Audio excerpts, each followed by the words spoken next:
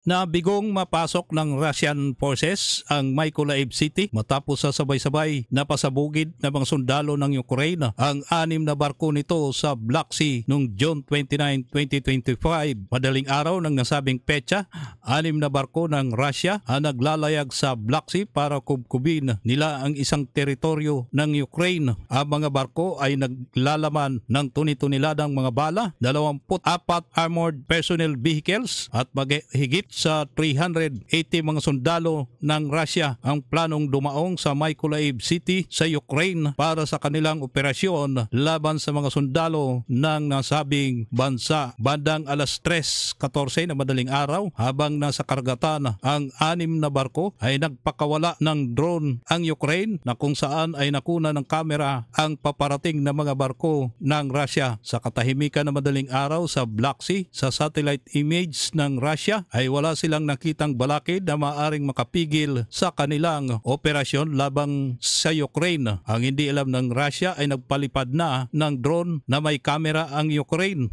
at pinagmamasdan na ang galaw nila habang papalapit sa kanilang target. Plano ng Russia pagdating ng bukang liwayway ay isasagawa nila ang kanilang pagsalakay sa Mykolaiv City kasama ang mahigit 380 Russian military gamit ang 24 armored vehicles, tuni-tuniladang mga pampasabog at mga bala laban sa mga sundalo ng Ukraine. Sa bawat 10 segundo, ang drone camera ng Ukraine ay nagpapadala ng mga detalye sa galaw ng mga barko sa Ukrainian Joint Operation Command sa Kiev na kinukumpirma naman ng radar nila sa lupa. Dahil sa data na ipinadadala ng drone camera ay pinagplanuhan agad ng Ukrainian Joint Operation Command kung papaano nila pupuntiryahin ang 6 na mga barko ng Russia. Bago pa man ang itinakdang pagsalakay ng Russia sa Mykolaiv City ay pinag-utos na ni General Anatoly Vaschenko, commander ng Southern Operational Group, ang magkakasunod na pambobomba sa 6 na mga barko ng Russia. Agad na nagpalipad ng mga bomba ang MLRS platforms, 2